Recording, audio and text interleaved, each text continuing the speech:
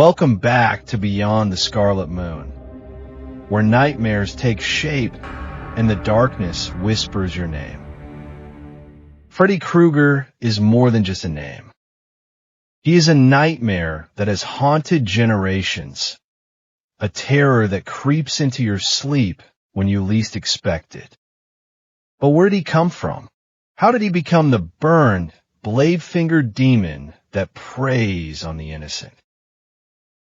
Tonight, we dive deep into the horrifying origins of Freddy Krueger, a story soaked in blood, revenge, and a fate worse than death. Now turn off the lights and listen closely.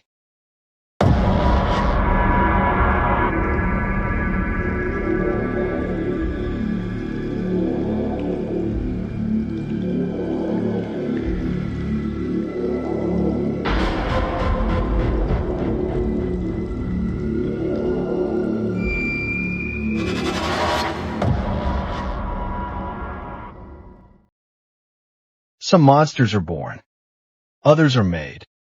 And then there are those, like Freddy Krueger, who are the result of something far worse, something that should have never existed. Before he became the dream-stalking nightmare we know today, Freddy Krueger was just a man. But even in life, he was a monster, a demon lurking beneath human skin. And his story begins long before his first victim ever screamed his name.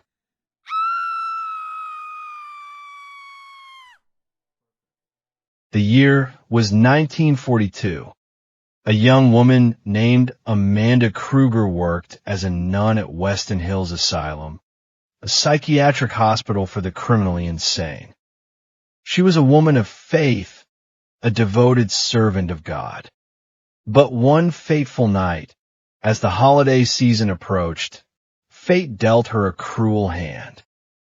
Amanda was accidentally locked inside the facility overnight, trapped with the very worst of humanity.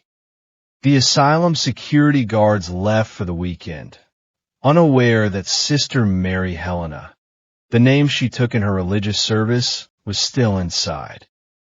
What happened next was something out of a waking nightmare. The inmates found her.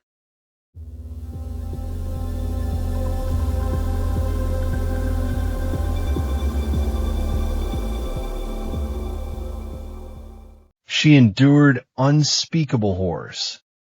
No one came to save her. By the time the hospital staff discovered her, it was too late.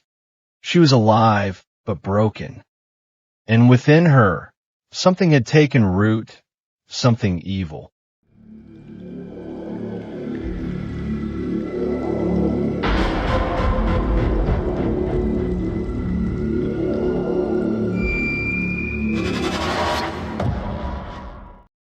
Months later, she gave birth to a child, a boy, Freddy Krueger, the son of 100 maniacs. Freddy was different from the start. His foster father, Mr. Underwood, was a cruel and violent drunk. He took pleasure in beating Freddy for even the smallest mistakes. But while most children would cower, Freddy learned. He learned that pain was power. That fear was a weapon. And soon, he began to experiment. Small things at first, torturing animals, slicing his own skin just to watch it heal. But then it escalated. One day, the other children found something behind the old shed. A stray cat, skinned, gutted, its body carefully arranged like a piece of artwork. No one knew who did it. But Freddy? He smiled that day.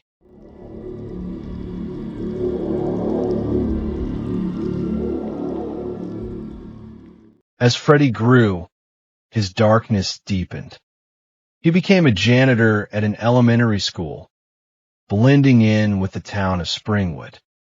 No one suspected a thing. But behind closed doors, Freddy was the Springwood slasher. He lured children to his hidden lair, a rundown boiler room where he kept his most sinister tools. For years, he terrorized the town, until finally he was caught. The evidence was clear: bloody clothes, children's remains, the horrifying drawings found in his shack. But thanks to a legal loophole, Freddy was set free. A missing search warrant, a technicality in the paperwork. That's all it took. The parents of Springwood, they weren't going to let the law fail their children.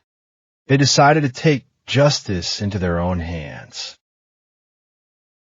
One night, they cornered Freddy in his lair, the old boiler room where he had done unspeakable things.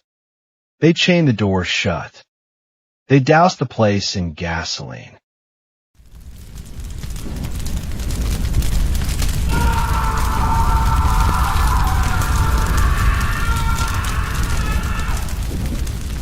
Freddy screamed, but this time, no one came to save him. As the fire consumed his flesh, as his skin melted away, something in the darkness answered his cries. The Dream Demons, ancient, malevolent entities that offered Freddy a deal.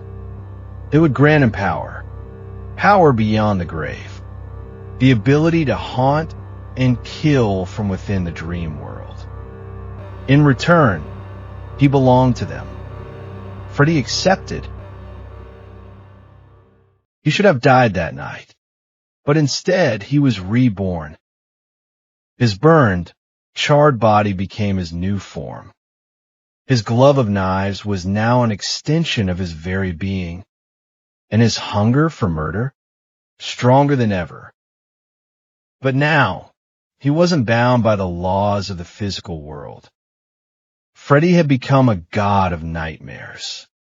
He would return, tormenting the children of Springwood in their dreams, where he was untouchable, where death in sleep meant death in reality.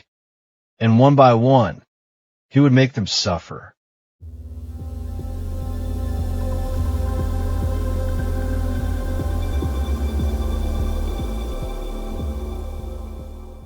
You can lock your doors. You can turn on lights. But it won't save you, because Freddy doesn't need to break in.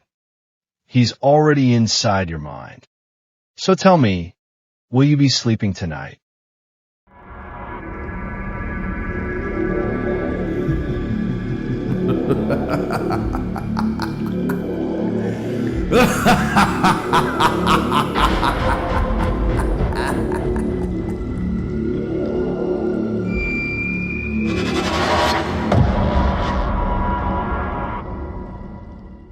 Thank you for listening to Beyond the Scarlet Moon.